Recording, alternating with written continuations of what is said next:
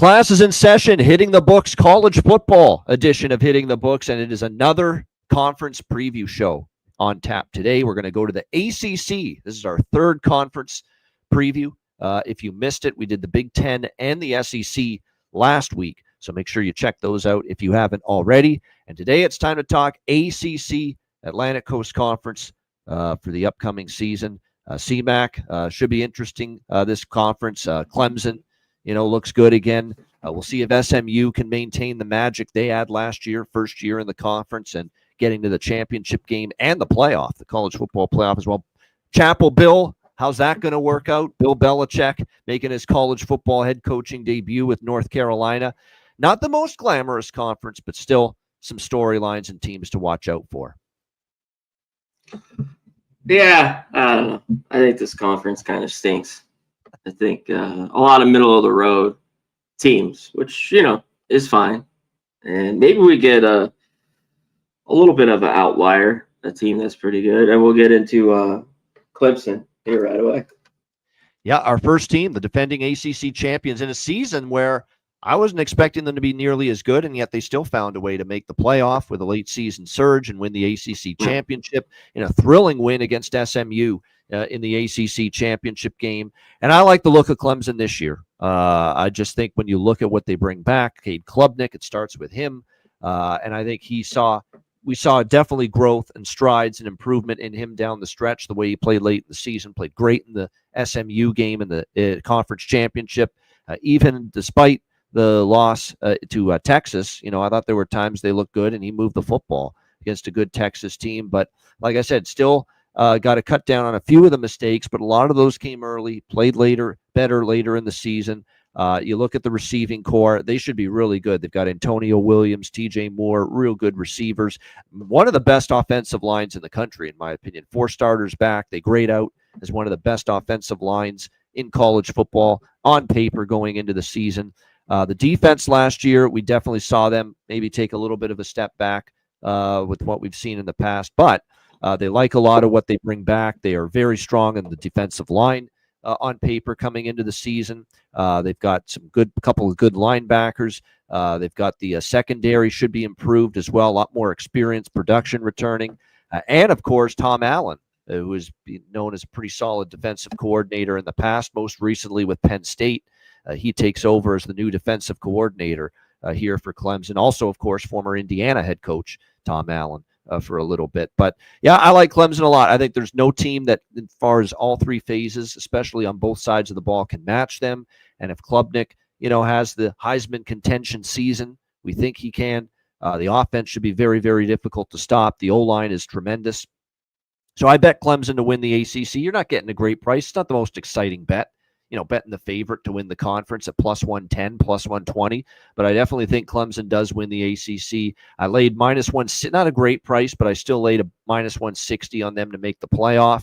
And I think, them to contend to win a national championship when I think there's some kind of question or flaw that I see in a lot of the contenders, at the top as far as the race for the national title this year. So I don't mind taking a shot either. With Clemson as far as natty and national championship. And you can get them in that pretty nice, 12, 15 to 1 range. So I sprinkled on that as well. CMAC, Clemson.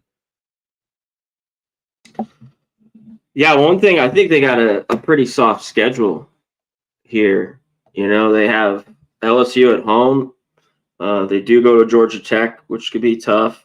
Even the road game, North Carolina, gettable in Boston College, at home to SMU, home Florida State.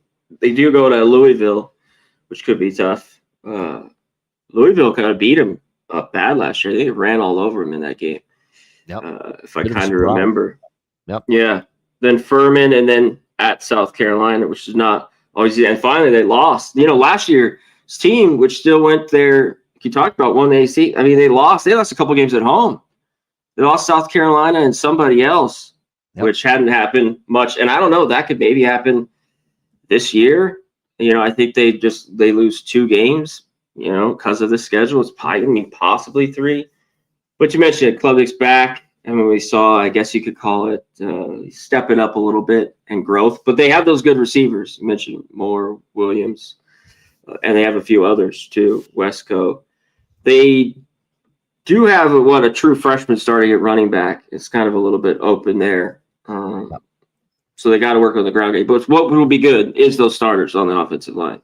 One of the better ones. That's why I think it could work, even with an inexperienced running back, as long as you got the big guys up front to open up the holes. Yeah. I think so too. Yeah. They got a few young guys there transferred. And the defensive side, the few that they have, you mentioned getting Allen, I think it's solid, kind of getting away from Penn State. I think, and they already are lined up well. The D-line, the front seven, the secondary is pretty good. Sammy Brown's back there at corner. Terrell's, awesome as well. So, yeah, I think they're kind of the class here. I don't know if it's great and it'll bring them back to a national championship. But I think they definitely win the ACC here, or they should, especially with the schedule, of course. Yeah, it's a combination of things.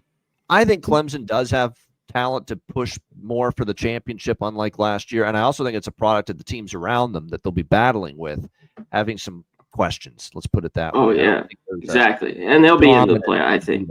Yeah, I don't think there's a dominant, unbeatable team in that pecking order of top teams contending for the title. I think Texas has some flaws. Ohio State has some flaws. Georgia, Penn State never wins a big game against a great team. It's not a shoe-in that I like Alabama to bounce back, but it's not a shoe-in. Oregon could take a small step back, and then there's Clemson. So Clemson could take advantage of all that. What's the juice you have on their wins here? The win total is very expensive. Like if over 9.5, over -200. So you got to lay a big price. Oh, is it that high? Okay, I was double checking. I just wanted to pull it up. I didn't think it would be that. I thought it'd be like -160. I like them to win 10. I just don't love the price attached to that. Yeah, over 9.5. I think they could get there, but not at that. I thought it was around -160. Still, which was, I thought, a little bit high, the 9.5. Okay. All right. SMU Mustangs. This is the team that Clemson beat in the ACC championship game. Of course, Rhett Lashley back once again as head coach for the SMU Mustangs. 11-3, got to the playoff last year. That being said, the schedule is what stands out to me. It is much, much more daunting this particular season upcoming for SMU from a schedule standpoint. That is the one thing that kind of played well for their season last year, was that the schedule was manageable. This year, when you look at what SMU has on their resume entering the year, you got to play a big one against Baylor. You got to play at TCU on the road as well in a non-conference game. Clemson's on your schedule. Miami's on your schedule. Louisville's on your schedule. So there is some difficult games that SMU is going to have to wade through. So the schedule's gotten tougher. Kevin Jennings, their quarterback, the dual threat, he is back for the SMU Mustangs. He's a great athlete. There's no question. Decision-making does have to improve a little bit, a couple, shaky at times with that. Obviously, when you look at it, the RJ Maryland, the great tight end, is going to be back. There's no doubt. On the offensive line, coming back into the year, it's going to be interesting to see how they fare. There is some shuffling going on a little bit on that unit, so we'll see if they can get a cohesive O-line going. The defense is what's concerning, because the defense last year, were SMU, a program historically not known for having great defenses, but last year they did. Last year was a really, really good defensive team, and it was the best one in years for the SMU Mustangs. But this year, a lot of starting over on defense. A lot of that production is gone. A lot of that experience is gone. 2 starters are back. That's it on the defensive side of the football this year for SMU. So it's pretty reasonable to expect that SMU will probably take a little bit of a step back here on the defensive side of the football. And you combine that with the schedule being tougher. Look, great job by SMU to show they could be in this conference, make the move to the ACC and compete. It's going to be more difficult this year. Well, the schedule's tougher. They do lose a lot on defense. And can Kevin Jennings function behind an offensive line that also took some hits in the offseason? So I lean under 8.5 with SMU. I do think they're going to take a little bit of a step back. They have adjusted a little bit. Remember, they won 11 last year. The win total is 8.5. So they have corrected and adjusted to SMU maybe declining a little bit, but I would still lean under 8.5 with the current number with the SMU win total. C-Mac, what do you think here for SMU? Yeah, with their hit on the schedule, I think it's just too close for me when I was looking at them. Because I think they could win 9 games, but the big thing is the defense. Yep. There's just so many question marks. Just bringing back a couple guys now. Of course, they have bringing some from the portal. We'll see how it all kind of shakes out. And for an SMU team, it's been a long time since a defense. They at least had the numbers that they did last year. And Jennings is going to need a little bit more help. Some of the receivers he just doesn't have. It's going to have more shoulder on him, but he's a really good athlete. You talked about the tight end coming back, but I think they'll be all right. Are they just a team that maybe is going to be a little bit high scoring games?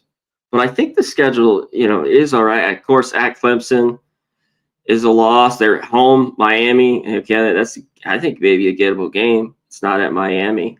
They're at TCU, which could be tough. And their big one the second week. We'll see how Baylor is. They just have East Texas their first game, so that could be big. And then Missouri State. I think they could be 3-0. Could they go 4-0 and go to TCU and get a win? That'd be really big, because then the rest of the way, they have Stanford. I think they would just drop 2. So when I was breaking it down there, I'm like, it's possible that I think they could win 9 games. I don't have enough real faith in how good this defense will be to kind of really put, a bet on that over 8.5. But it's going to be close. It's going to be close with the total 8.5. I lean the other way under, but I think it's going to be 8 or 9 win team is what we're probably going to end up looking at here with SMU. I just lean more to 8 than 9, but we'll see how it plays out. Miami Hurricanes next up, and our good old friend. He's not he kind of is my friend, because I bet against him a lot in big spots, and he's usually gotten it done for me. Mario Cristobal, losing that is in these big spots. Now last year, 10-3 for the Miami Hurricanes. But still, with the talent they had, they bought the team. They paid NIL money to so many players for that Miami run last year. To lose that game to Syracuse, which kept them out of the ACC championship and a spot in the college football playoff. That's a disappointing season. They underachieved, period. It doesn't matter that you went 10-3. Expectation with Miami last year was that they would be in the playoff and maybe win the ACC championship. They did neither. So it was a disappointing, underachieving year for a head coach that's been known to disappoint and underachieve here in recent years. And let's not sugarcoat it. Cam Ward carried the team on his back last year. This was not a great team. Defense stunk. I thought the offensive line was solid, but a lot of times Ward extended plays with his athleticism that made that unit better than it really was. And of course, now you lose Cam Ward, you lose Damian Martinez running the football. The offensive line, is got a couple new faces on it, and now you're going to go to Carson Beck, transferring in from Georgia at quarterback, and I'm going to have to see it with Carson Beck. It's a player that was a lot was expected of him at Georgia and didn't really play up to that level. Obviously got injured, but even before that, this is a guy that had issues and consistency and even some interceptions that have you scratching your head. So I'm not ready to sign off on the Carson Beck experience and being an adequate replacement for Cam Ward for this Miami Hurricanes offense to lead them at the quarterback spot. We'll have to see at the receiving core because there were certainly so many great receivers. We were Restrepo and others that were part of that great Miami receiving core last year. And there's definitely going to be a little bit of a rebuilding job going on for Mario Cristobal with that receiving core this year. We'll see if they can get, Josiah Trader, CJ Daniels, Malachi Tony, guys like that, if they can step up. Defense, we know it was not good last year. They got to 11 wins in spite of the defense, but it was the defense that kept them out of the ACC championship and the playoff that their goals were before the season. Why did they not get there? Well, they did not get stops. They did not get enough stops on that side of the football, especially against the better offenses on their schedule. They gave up over 30 points per game last year. Now they bring in Corey Heatherman from Minnesota to be the new DC. It's a completely new-looking secondary, tons of new faces, but the secondary was awful last year. It's a question of, can these new faces make it better? That remains to be seen. There's a lot of people saying Miami will be better this year on that side of the ball, but when you're talking about a horrific defense, how much better? You're going to be horrific to bad or horrific to at least decent or if not good? That's going to be the question. How big a jump is it reasonable to expect for this Miami Hurricanes defense here entering the season? Schedule-wise for Miami, like I said, we'll see how they always seem to lose a game, too, that they shouldn't. That's always something that concerns me, especially when it comes to Cristobal. They start a tough one with Notre Dame right off the hop. South Florida's not going to be a gimme. Florida's not going to be a gimme. Florida State, everything went wrong last year, but that is a rivalry game. Louisville, SMU's on the schedule. They end the year with Virginia Tech, who I think could be solid this year. Pitt late in the season for a warm weather team. How many years have we talked about Miami late in the year, November, going on the road to a cold northeast climate and struggling? We've seen it before. So that Pittsburgh game at the end of the regular season on the road is no gimme for them. So, I'm going to have to see it before I believe it. I have not been running to support Miami and Mario Cristobal at any point, and I am not betting them over 9.5 wins. I know it's plus money, but I am not going to ask Miami to be a 10-win team. So I could only look under 9.5 for Miami. C-Mac, what do you think? Yeah, I know it's pretty juicy, but I think you take the under here. I think Beck's going to have problems. We saw the turnovers with Georgia. Now he has, some talent, but this team's going to miss a lot. All those receivers, they are bringing some decent guys in here. Of course, some talent. This is Miami, but they're losing their leading rusher. It's just kind of everything. He's got it in both sides of the ball. And the defense, you talked about, gave up 30 points a game. To watch them at times, it was rough. It's like, even with getting everything back, they talked about bringing Minnesota coordinator in. It's like tackling drills, They need to do so many things. It's crazy. And I'm just not a big Cristobal fan. We've all seen the idiot mistakes this guy's made over the years. And having that year where he has Ward and all those guys, I think makes him look kind of good, because I think they're an 8-win team, 9 at the best, So, yeah, I like the under. I know it's a little bit juicy. Not as bad as some others. Minus 148 right now at FanDuel for under 9.5. No, not bad. Not bad, actually. Yeah. Yep. But, on their schedules and stuff, we talked about Notre Dame, of course, early. But I just think some of these games, they do have Florida at home, but they go to SMU was one on here. And some of these games, I think they drop towards the end of the year. At Virginia Tech or at Pitt. I guarantee you they lose one of those games. One of those two. Knowing Miami and Mario Cristobal, it would not surprise me. That is for sure. For sure. I was all right. Yeah. Louisville Cardinals, Jeff Brom. Let's give Jeff Brom credit. It is not an easy job for him to resuscitate this program, but 19-8 for Louisville in these first 2 seasons that he's been there. They've had a winning conference record, and they've been back to that upper tier of the ACC, and albeit this conference is down, it's definitely the weakest. In my opinion, I would put the Big 12 ahead of the ACC right now. It is the weakest of the Power 4 conferences, but still, Louisville's done a good job to get back to not only respectability but contention in this conference. To me, the key question here is, how much do you like Miller Moss, the USC transfer, who's now going to take over at quarterback? The one thing I will say for Miller Moss, he had his moments at USC where obviously he played very well, but he also had his moments where he did not. He struggled.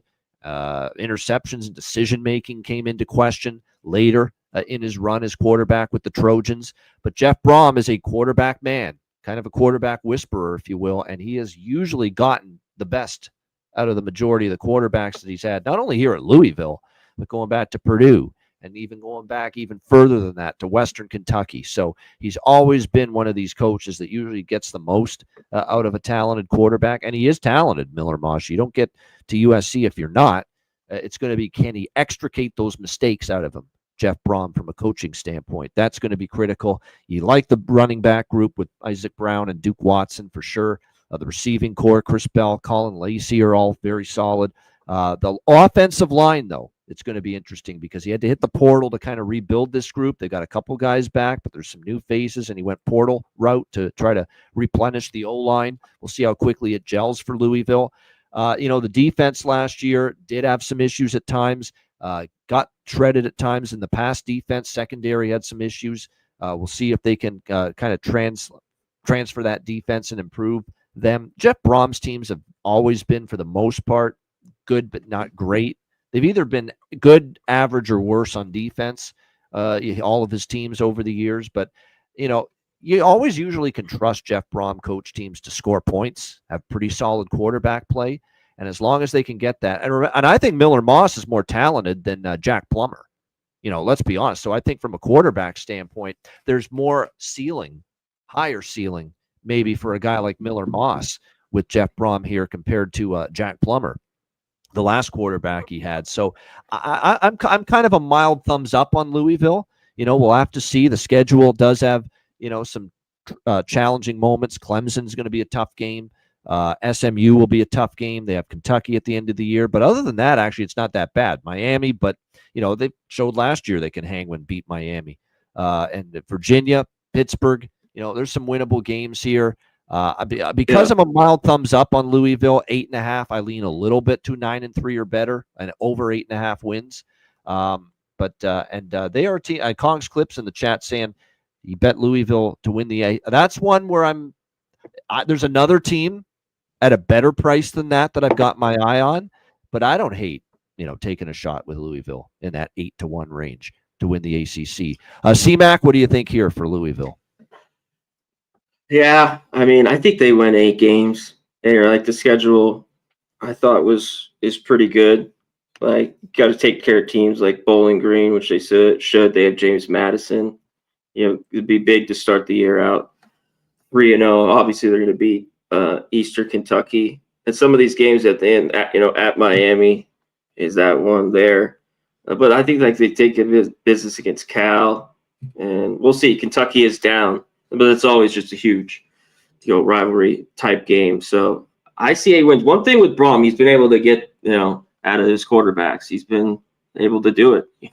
Some of these guys are the best, and I think he could do it with Miller Moss. So they got a good backfield. They got a couple receivers here. The transfer, Lacey, Bell, I think that could be pretty good. But the line's a little bit, like you mentioned, then needs to gel. Who's going to be there at what spots? I was just kind of glancing through it a little bit. We'll know a little bit more here, in the next few weeks. But the defense, the big play was the killer. What they have, just about 20 plays, 19-20, over 40 yards. It's huge. I remember a lot. I think we're in the Miami game and maybe 1 or 2 others. So they got to take care of business there. But they got a good linebacker in Quinn. They have a few good defensive players. So we'll see if the defense can kind of step up. But I think, they're an 8 or 9 win team. An 8-win team here. Don't forget, too, and to Kong's Clips, to further his sentiment on liking Louisville, they nearly beat Miami. They had no problem scoring on Miami. Unfortunately, they gave up 52 and they lost a heartbreaker, but they also beat Clemson. So we know Louisville has been able to show last year that they can really go toe-to-toe, with anybody in this conference. So we hit on. They ran all over Clemson that game. No doubt. Great time for a transition and a segue to the next team, because I mentioned it, that there's a team down the board in the futures market in the ACC that I like even more than Louisville, at a better price to be a sleeper to possibly win this ACC, if not Clemson. And that's the next team we're going to talk about, the Georgia Tech Yellow Jackets. Rambling wreck. Haynes King is back, tough as nails, warrior, competitor. Now, I do worry about him getting through the season healthy. This is a guy that's laid his body on the line with his ability to run. I think his pocket, he's battled injuries for a good part of last year, but when he was in there, I thought his throwing got better, his ability to run with the football for this Georgia Tech team. And let's not forget that final regular season game against Georgia, a really good Georgia team, obviously, last year, that Georgia Tech had them dead to rights. Should have won that game. And unfortunately, they let Georgia off the hook, and Georgia came back and escaped by the skin of their teeth. Kirby Smart and company. That shows you what the capabilities are of this Georgia Tech program, that they could really play with anybody, and really, quite honestly, should have beat Georgia in that game last year. So I really like what they've got, led by the senior Haynes King. Great leader he's turned into. He should be one of the better quarterbacks in the ACC for sure. They've got a lot of good receivers. They brought in a couple of really good ones in the portal as well. Jamal Haynes is back, outstanding receiver. You've got Haynes first name and Haynes last name on Haynes and Haynes. Haynes and Haynes, the law firm. Yeah, exactly. He's back. There's no doubt. The offensive line, Brent Key's done a nice job molding offensive lines in his career here at Georgia Tech. There are a couple new faces, 3 new starters, but still, I think that group will, be solid in time and be very good. And I think they'll be a good unit still. The defensive side of the football, we'll have to wait and see. Blake Gideon takes over as the new DC entering this season. But you look at what they've got here. They've got certainly a couple good players at the tackle spot on the D line. Effort is back at linebacker. We'll have to see how the secondary does. There are some changes back there. But like I said, I think this is a Georgia Tech team that has been very good the last couple of years. I think has got a schedule that when you look at it entering this season, they do have Clemson on the schedule. But you look at the rest of it, I think a lot of winnable games. Wake's winnable. Virginia Tech, Duke, Syracuse, NC State, BC, Pittsburgh. They're all winnable.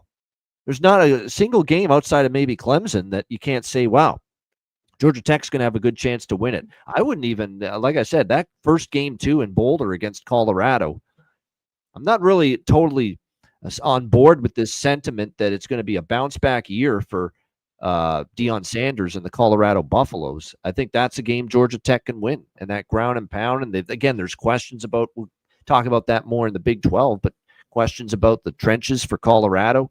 Georgia Tech might be able to take advantage of that. So, yeah, I like Georgia Tech quite a bit this year. Now, this goes up in flames if Haynes King gets hurt, but over 7.5 for Georgia Tech, I absolutely love that. I think they're 8-4 or better. And like I said, I do not mind one bit taking a shot on them here to maybe even make the playoff. Like, I think I like the ACC future better, but plus 730 to make the playoffs, it's worth a sprinkle in my opinion, because I think Haynes King could pull this team to some victories. And then again, you're talking in the 15-1 range, Georgia Tech to win the ACC. I think that's great value. Not saying they will win the conference, but I like that price on them, 15-1, because I think they should be closer to that 8, 9, 10-1 range than they are currently priced. CMAC, what do you think here for Georgia Tech? Yeah, this Georgia Tech team, I think they go 7-5, or 8-4. I really do. I just don't think Haynes King can stay healthy just the way he plays. I'd love him to. It's a big risk. That'd be great. Yeah, I think it is a big risk. That first game though at Colorado, like, what are we going to get? We're gonna talk on Colorado here down the line, but I don't know. That could be one that's gets never easy to go there and win, especially if they have a decent football team. But yeah, then they probably lose Clemson. Maybe not. They're at home there. That could be upset city. They're in week 3, win at Temple. But at Duke, I think could be a loss. I think they take care of business at Syracuse. So yeah, if they get those, I mean, maybe they do win 8 games. It's nothing I bet this win total here, but mentioned the backs are solid. Yeah, they have that great offensive line. They've lost some pieces there. They have a couple, I think, starters back, so it's kind of shift around what this offensive line is going to be. They got a few transfers. Singleton's gone. He went to Auburn. But they got a few of these transfers. We'll see what they can do and how Haynes King can kind of step forward as being you get better in the passing game. That's where he kind of, I think, took a step forward a little bit and not turning the football over, which will be big. And on the defensive side of the ball here, I think they'll be all right. At times, I thought they kind of got blown out, but when they play their best, like and when they're at home, they're solid. This Georgia Tech team. So a little bit turnover on that end as well that I got to see a little bit more going forward. Yeah, I have them. I'm not totally sold they're worse. They might slightly be worse in the trenches, possibly. But I also think the schedule for them compared to last year is easier. I do think they have an easier schedule this year, and that's a big part of it. Yeah, like NC State. We'll see how they are. Like going there, winning a game like that, it would be huge. Taking care of business at Pitt at home. Yeah.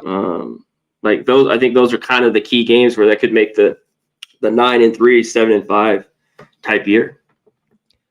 Oh boy, here we go. North Carolina Tar Heels. Bill Belichick, Hoodie, Chapel Bill, as he's being called now that he's head coach of North Carolina. Look, I wish I could tell you I have a strong opinion one way or another on North Carolina. I'm taking a wait and see approach, and I'm more pessimistic than optimistic. As much as Bill Belichick's one of the great head coaches in NFL history, we also have to remember that since the days that Tom Brady left for Tampa Bay at the end of his career, Bill Belichick didn't have a lot of success in New England down the stretch, did he, without Tom Brady? No, he did not. So, and now all of a sudden at his age, he's bouncing around with his young, girlfriend there, kind of telling him what to do. She's running the show. She's steering the ship of that relationship from everything I've seen.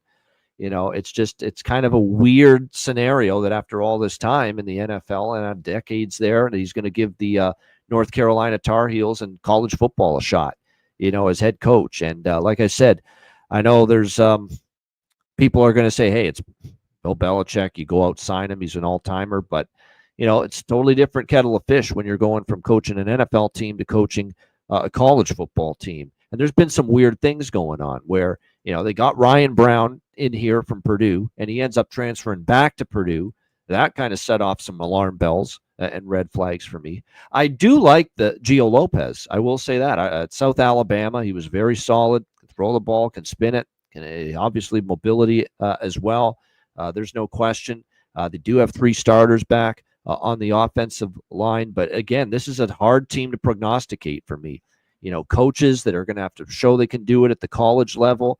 And when you look, too, at this coaching staff here that Bill Belichick has sort of formulated for North Carolina, are you trying to get the guys that are the best guys for the job, or are you just trying to hire all your buddies and all your friends and all your family members? Because I'm not a big Freddie Kitchens guy, and I remember the NFL time that he was there in Cleveland. It was a disaster, and he's the offensive coordinator. And then Steve Belichick, his kid, is going to be the defensive coordinator for this North Carolina team. Yeah, hires the boy. That's the thing, C-Mac. Are you trying to hire the best people for these positions, or are you just going out there hiring buddies? And even the same thing, and he did a nice job on VSiN. I heard some of his work and content and shows there. Michael Lombardi, who's now become the GM, quote-unquote GM of this North Carolina program. It's just strange. I had a whole deal with that. But like I said, it's tough to really figure out how. Lopez is the best thing I can say about this team. I do like him as a quarterback and what he did at South Alabama. But now you're going to a power school, Power 4, conference, and we'll see how you fare with it. Not to mention they will miss Amarion Hampton. He was a really, really good running back here for this North Carolina team. We'll see if they're still going to be able to have that solid amount of success running the football going into this season. That's a big game for them right off the hop to kind of set the tone for the season when they play TCU on that Labor Day Monday night game in September. It'll be fascinating to see how they fare in that one. The defense, too, should be very interesting because that's Belichick's specialty, defensive coach by trade. What can he do to mold this defense? Because the defense for North Carolina for the last few years has not been good.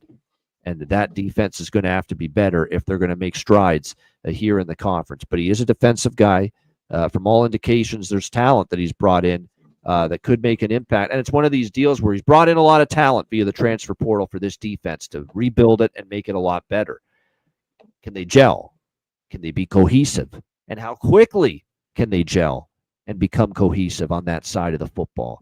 That's going to be the question. It's just a team I would rather not have a strong opinion on going into the season. I think there's potential it could work. I also think there's potential it could be an epic disaster and totally blow up in their face that this Belichick experiment just goes completely down the shitter. So I think there's a wide variance of possibilities for North Carolina this season. C-Mac, what do you think here with the Tar Heels? Yeah, I think it's not going to go well here for Bill. It's not.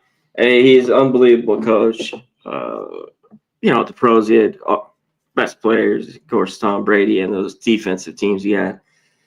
All of them really, especially the first 3 that they had. But I do like Gio Lopez. I think he could be is the highlight here. They got a couple linemen back. They got a few transfer receivers that have come in. They still have a Paysauer. He's still there. Yep. So, and he didn't have a huge year or anything, but he's a consistent. He's going to be there.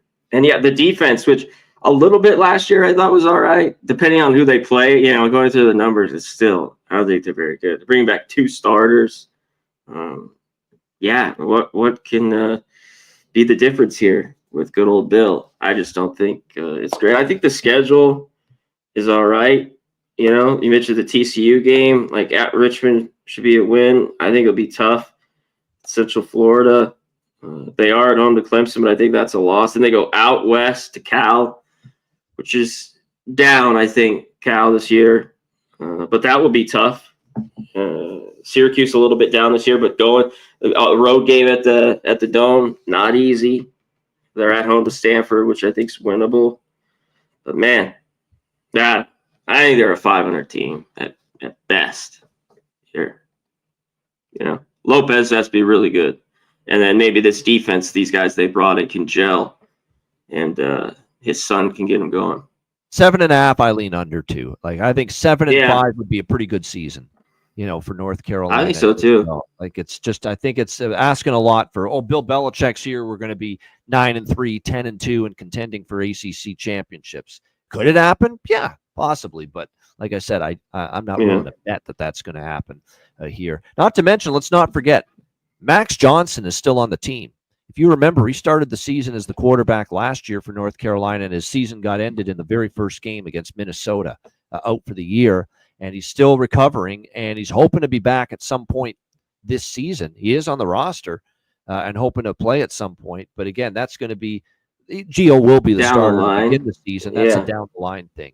And he'll probably only get in if Gio Lopez is struggling and they feel they want to go to the veteran Max Johnson coming off that incredible injury. I give him credit, all the credit in the world. His rehab, he's been just rehab like crazy to get back from it. It was a very, very bad injury. But credit to him. It was rough. Trying to battle back from it and play again here for North Carolina. All right, this is the last team we'll talk about in depth, and then we'll do some quick hitters and thoughts that any strong opinions on some of the other teams that we have. But Florida State, look, everything that could go wrong did go wrong last year for Florida State. There's no denying that. They go from winning the ACC 2 years ago, and then everybody bailed on the bowl game, if you remember, and that kind of set the tone for last year. And boy, oh boy, 2-10 just was a nightmarish season for Mike Norvell. And Mike Norvell might have his job on the line this year because he went crazy with the coaching changes on his staff. He knows this is a guy that he knows this is a season where he needs a turnaround from this Florida State team. Will he get that turnaround is going to be the question. But new coordinators, both sides of the ball. Tony White, the new defensive coordinator, and very interesting that he's brought in Gus Malzahn, of course, former Auburn and UCF head coach, to be the new offensive coordinator. And what's the first thing you think of with Gus Malzahn as the OC? It's going to be RPO, and it's going to be up-tempo, but it's going to be a run-heavy spread tempo offense with the quarterback running quite a bit because Gus Malzahn wants the quarterback running in his offenses. So do you have a quarterback that can do that? Well, I think going into after last year, you'd probably say no. So they went out and they brought in Thomas Castellanos from Boston College to hopefully be that guy.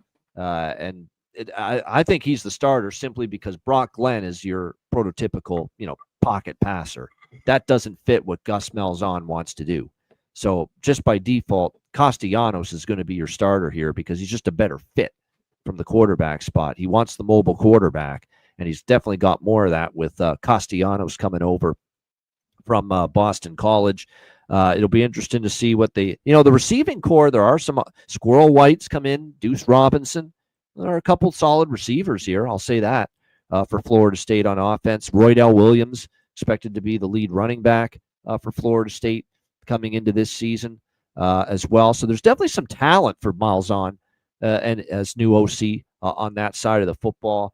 But again, the O-line was just awful last year. Couldn't run the football half the time. quarterback was on his keister half the time. So there are a lot of steps that are going to have to be taken for this offensive line, to take a big step forward. That's going to be interesting. And like I said, a lot of new faces on that O-line, and that's the biggest worry I have. There's skill position talent. Castellanos is a guy that can probably fit the offense decently because he can run. But is that O-line going to hold up? Because they certainly weren't able to do that last year for Florida State. And then the defense just fell off. I mean, it was just he couldn't even. Yeah. How much is it like they kind of quit a little bit?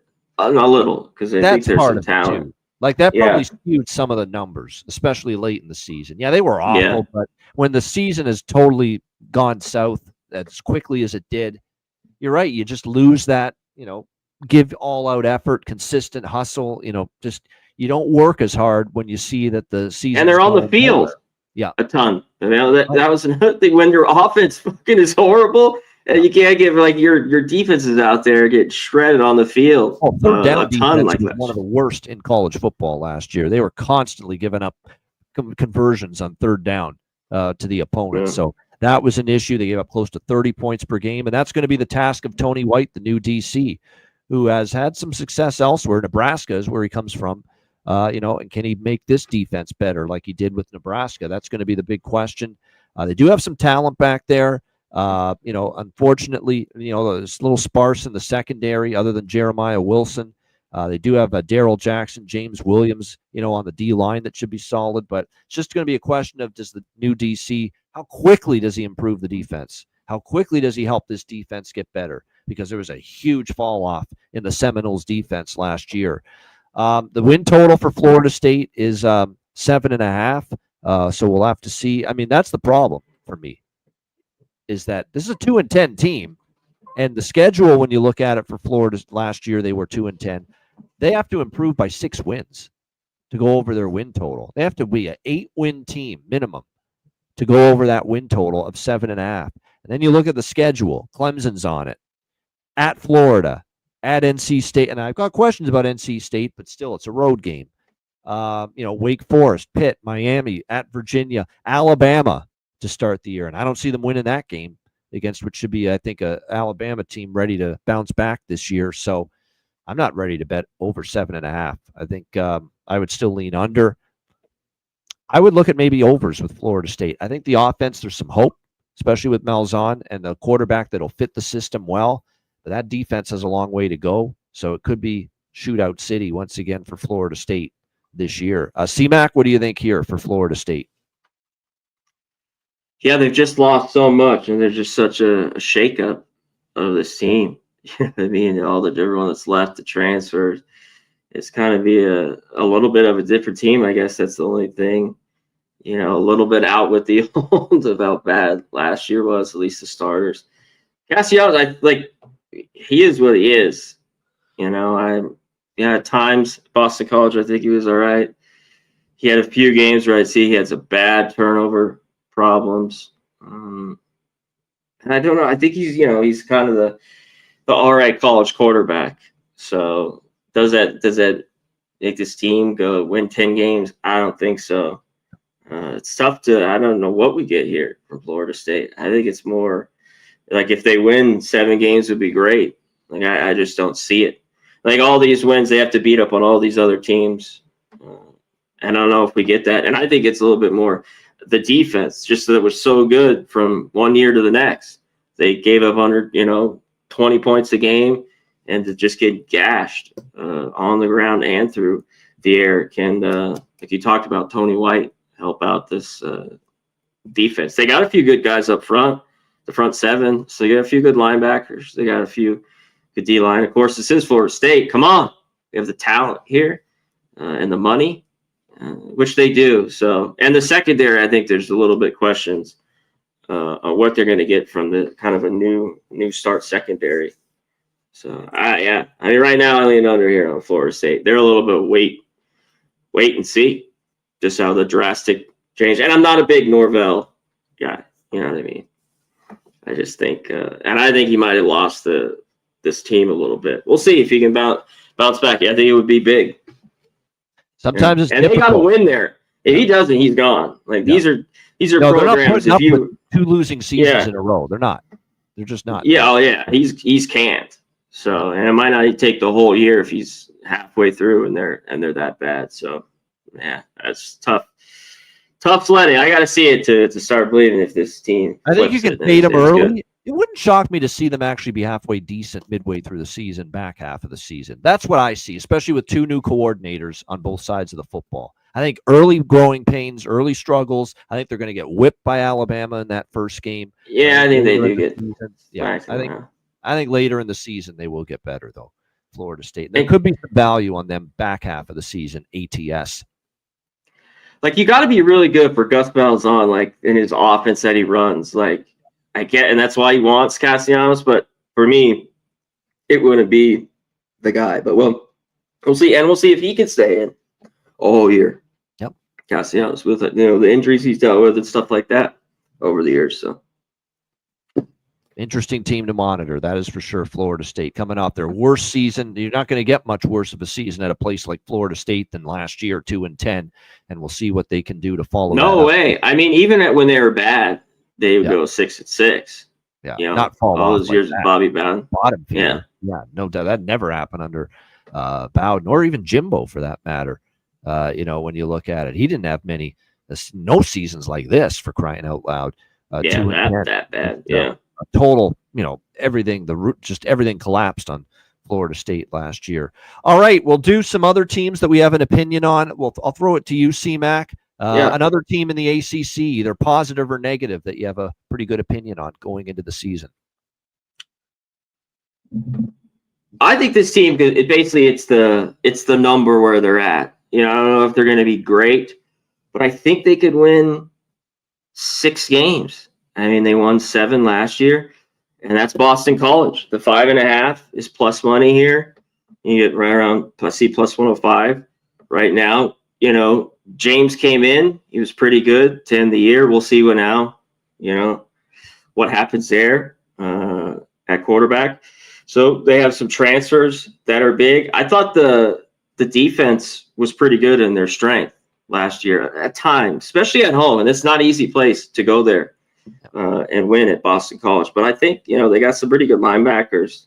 The secondary is all right. So I think this team can win. And I'm looking at their schedule when I was going through it. That's why I liked it. Thought it was bad. I mean, Fordham, Michigan State, we'll see that. I think that's kind of a flip. I mean, Michigan State is at home. They could win that. But at Stanford, I know it's going all the way out there, but Stanford's just been so bad and struggled so much. And they've been bad at we'll get to them at home. Stanford, one of the worst teams, one of the worst dogs. And I have to get away from it because I'm like, this is still Stanford. They can cover some games at home. No.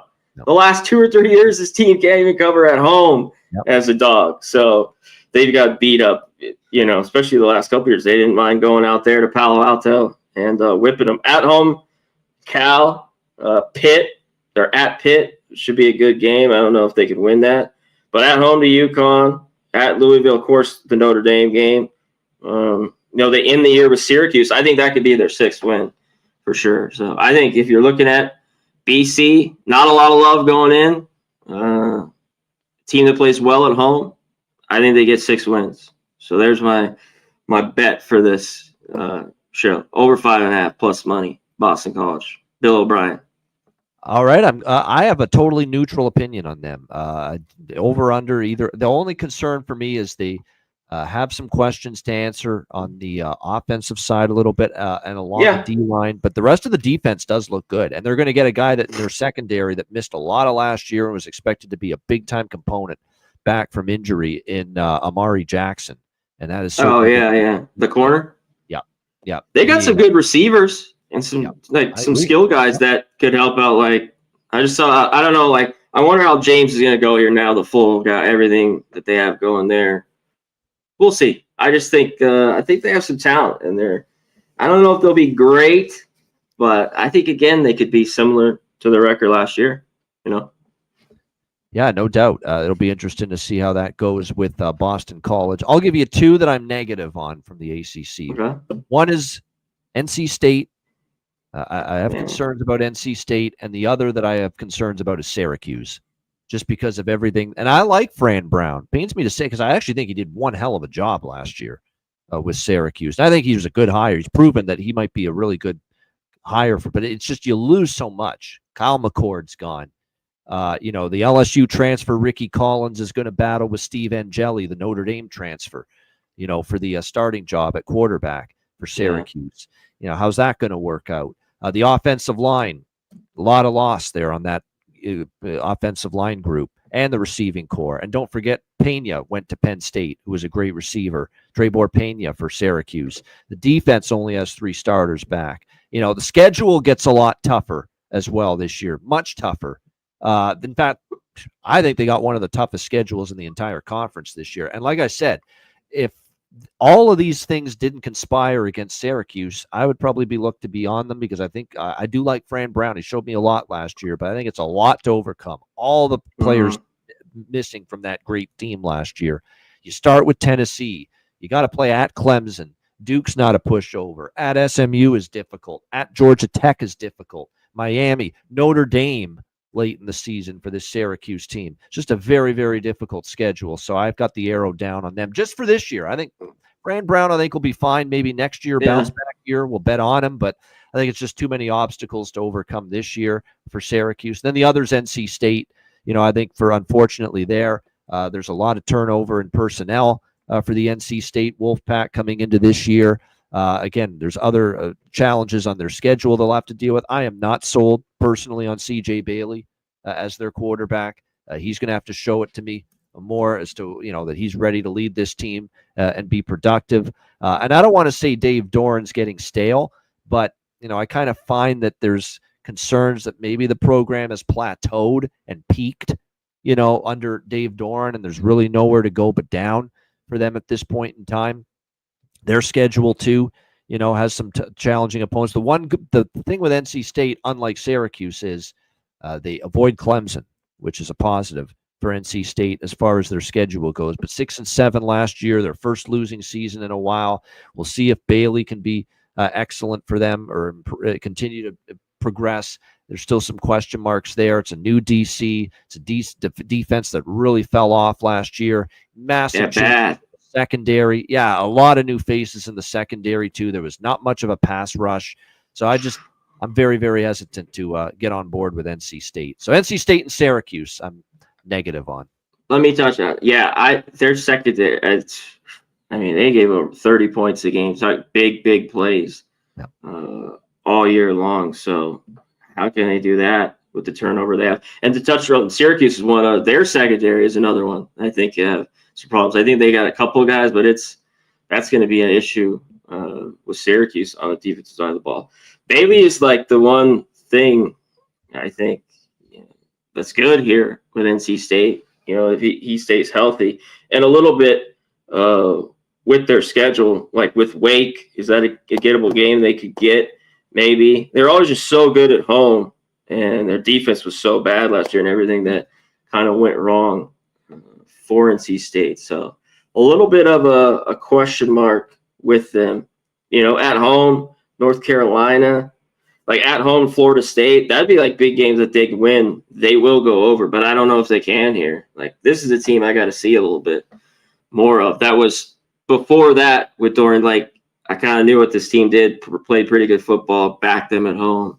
That it was a rough year last year for the Wolfpack. It definitely was. And then, like I said, I've got questions about if there's going to be a tangible improvement for the NC State Wolfpack this season, and that would probably concern me a little bit. I'll throw what about another. Cal? How about Cal? That's as bad as you get right now. Fascinating team. I like I like Wilcox. Yeah. But I also think there's some concerns that I've got. I don't like the fact, what's Ron Rivera doing as the GM here? That's a peculiar. Yeah. They hired Harrison too, right? As the OC. Exactly. And they lose Jade Knott and Mendoza. So you got new quarterback, new running back, and they couldn't run it too. Yeah. Remember, they couldn't run the ball. They could not run the football. I glanced at those numbers earlier. Like, it was bad. Like, no wonder why they wanted to get out of there. They were like, fucking see ya. You don't want to run the ball. I'm out of here. You know. I hate to say it because look, their defense actually was decent last year, but they have just 3 starters back. I think they're down on offense because they go from Mendoza to likely the Ohio State transfer Devin Brown, and I need to see more from him. I'm not ready to sign off on him being this big-time quarterback here for California. The Rivera thing is the GM. It's almost like, Wilcox got to answer to him now. And what's he know about college football? He's been, and that's all due respect, he's had a lot of health problems to battle with. But now all of a sudden, all these years in the NFL, and you're going to plunk Ron Rivera in there as a GM. It's kind of like what they're doing with Lombardi there with North Carolina. How's that going to work? So I got to admit, I love Wilcox as a coach, and maybe still as a dog, we'll look at him in spots. But I'm more negative than positive on Cal. Yeah, Brown, I think, is big. Like, what do you get there? And their thing is all these transfers that they have, which is a lot for Cal. Like, their line was horrible too. That they couldn't run the ball and they couldn't pass block either. I mean, they gave over 50 sacks last year. And the defense you mentioned was all right, but it only brings back 3 starters. That's got some transfers in it, especially early on in the year. They did have some low-scoring games and new coordinators too, offensively and defensively. New systems, new terminology, and that doesn't usually hit the ground running overnight.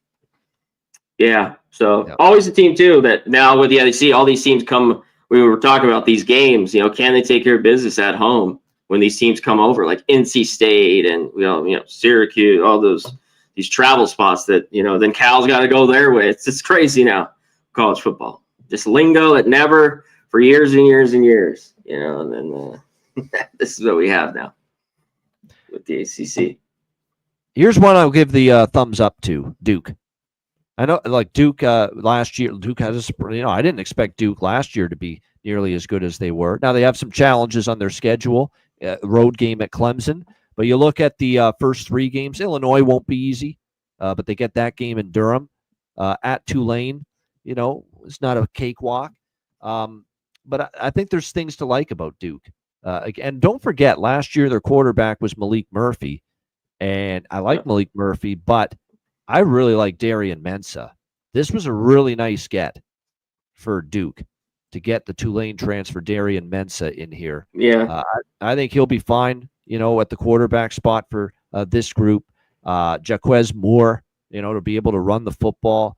They've got a great offensive line should not be an issue. 4 of the 5 guys are back to start on that offensive line for Duke. So that is definitely a very solid. Manny Diaz, of course, the head coach. I think one of the great things last year is that the defense was very good. They got pass rush. They have 6 starters back, a lot of returning production. I do like Duke. And, I mentioned how Louisville, if not Clemson, I think there's some value with Louisville, and I know Kong's Clips likes it, but I like the value even more with Georgia Tech. And if you really want to get adventurous, because remember, if not Clemson, let's say it probably will be, but let's say it's not Clemson that wins this conference. I don't trust Miami. I think SMU's a bit down. Louisville could. Georgia Tech could. Duke at 26-1 could.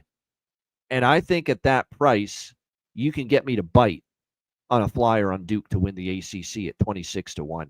I like the look of this team. There's a lot back on defense. It was a solid defense last year. I think they were good. The quarterback. They're going to be good. Sacks were great. They put pressure on the quarterback all year long. I mean, I think they were tops in the ACC last year in sacks. I think they get over the 6.5 super juice. Because I think they win 7 games.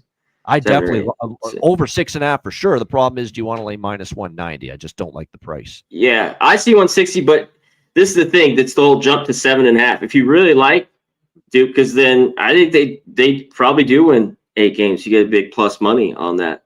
Yep. Take the 7.5 if you really like it. And I think one thing with their schedule, like they're at Syracuse, that's winnable. They're at Cal, gettable. They're at home at least to Georgia Tech.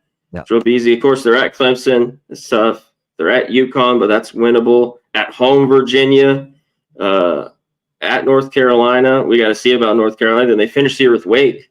When I look, these first games are Elon's the win, the home game against Illinois, and then at Tulane. Those games are like they could be lost. I think they could win those would be huge, and they're for sure you'd win in 9 games. 8 or 9 games. So those 2 games there, when I was going through the schedule, I think is big. But I like what Diaz has done, especially at least with the defense the last couple of years. The other team that could be decent, solid to good, and maybe a mild thumbs up. And I like Duke more, and that team for me would be Virginia Tech with a healthy Chiron Drones. But my concern with Virginia Tech is the offensive line. They are really starting over with that group. How quickly can it come together is going to be the question here for Virginia Tech this year. We'll have to wait and see. And can Drones get through a full season? When you look at the defense, there's only a couple of starters back. The defense was hit or miss last year. Like I said, just because of Drones being back, I think there's potential that they could take a step. But like I said, I'm a little higher on Duke and Georgia Tech than, say, Virginia Tech. I don't know what Stanford's doing. I know Troy Taylor's gone, and this is nothing against Frank Reich, but I think it's a weird hire. It's just a weird hire. This guy's been in the NFL all this time. Now all of a sudden, here he is, head coach of Stanford.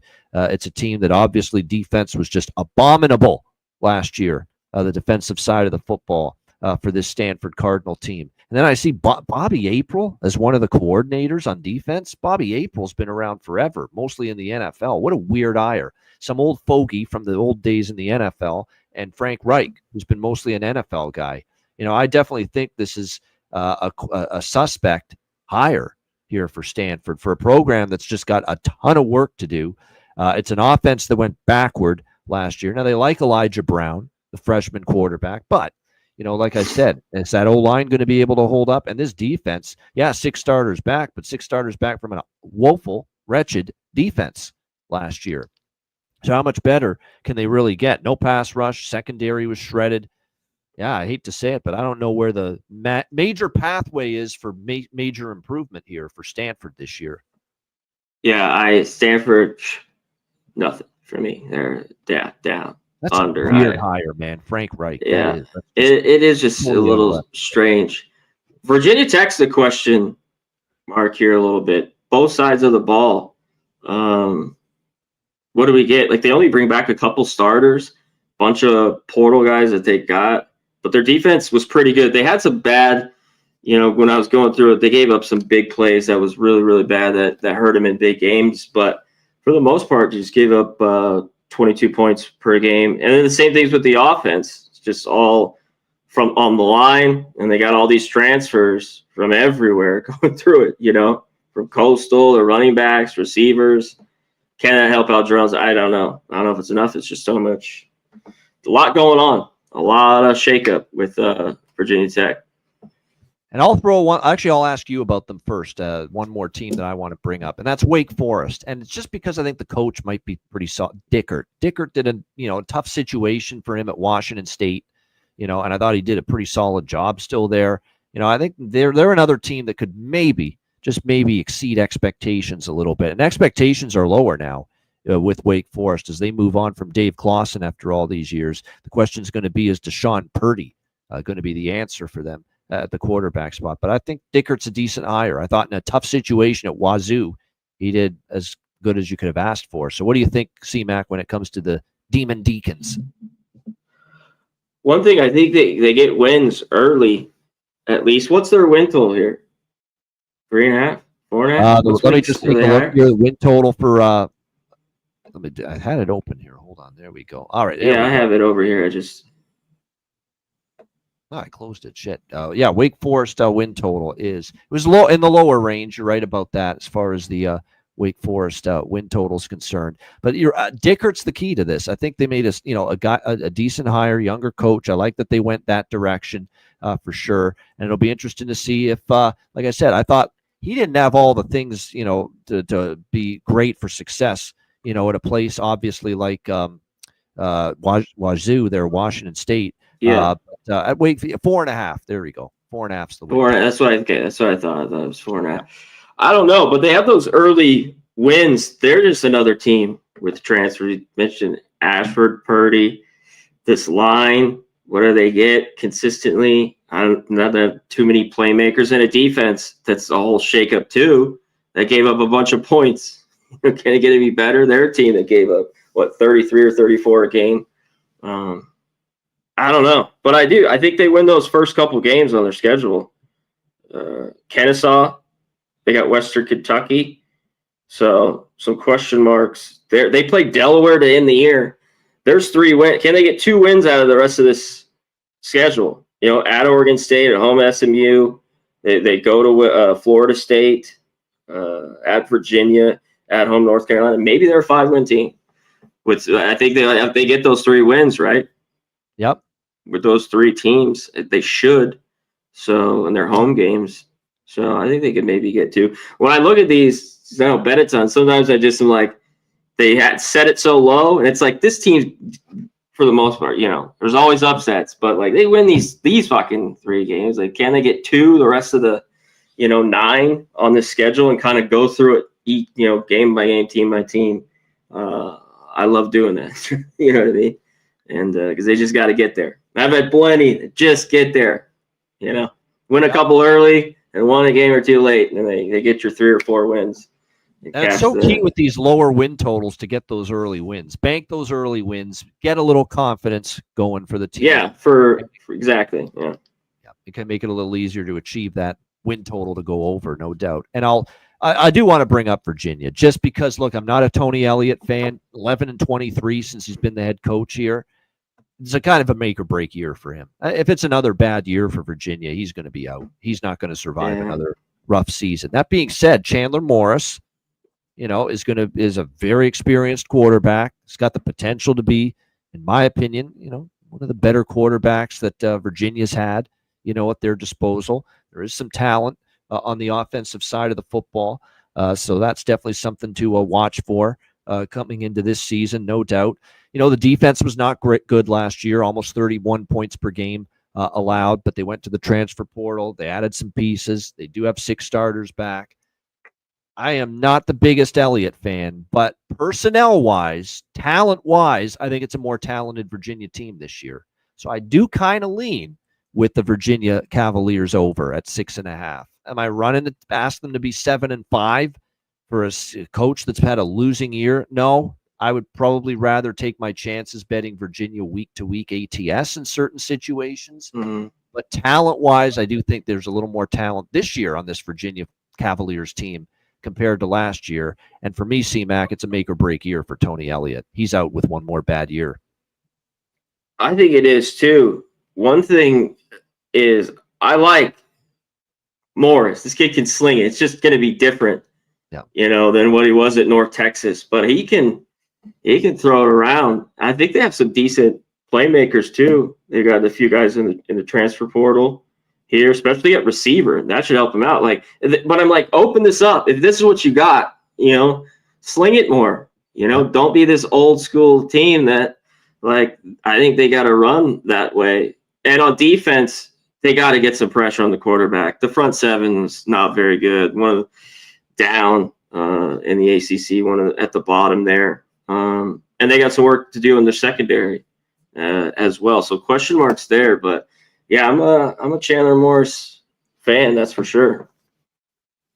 There you have it. ACC. Is there any? I'm trying to think. Did we not bring up any? I think we said something about pretty much everybody. I think we got everybody. I think we did. I think we said something. Pitt. Pitt's going to be. Oh yeah, Pitt. I actually am more negative than positive on Pitt, quite honestly. This Eli Holstein started good last year for them at quarterback, and then he kind of petered out later in the year. Maybe overs again, because look, last year their offense went up tempo, but their defense was kind of hit or miss. So maybe overs with Pitt as far as their totals game to game. But yeah, not loving Pitt coming into the year.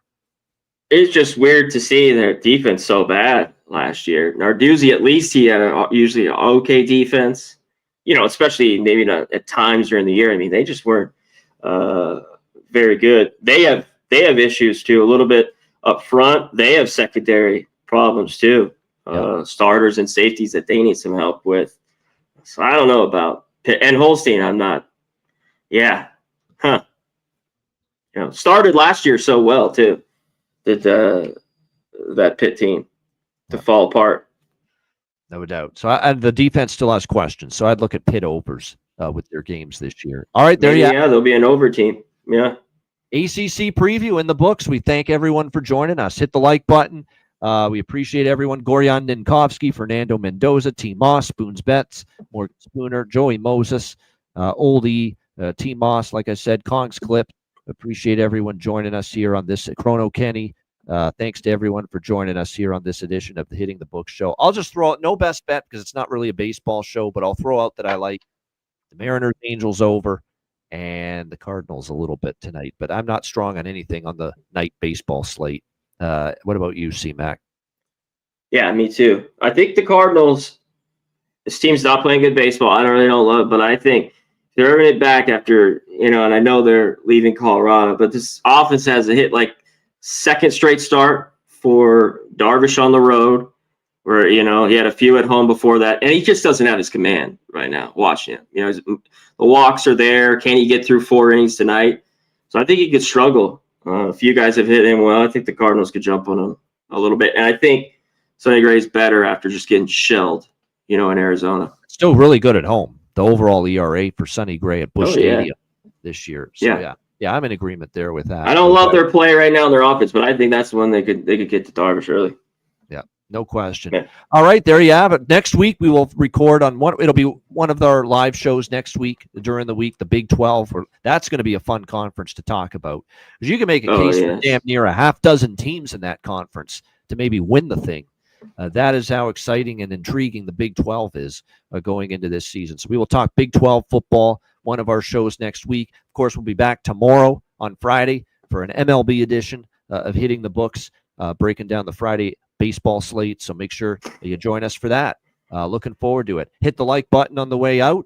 That's a wrap for Connor Mack. I'm Ian Cameron. Have a great Thursday night. Enjoy the games and good luck. And we will be back tomorrow on Friday, 5 p.m. Eastern, 2 p.m. Pacific, with the MLB Hitting the Books show. Until then, class dismissed. Peace. See you tomorrow.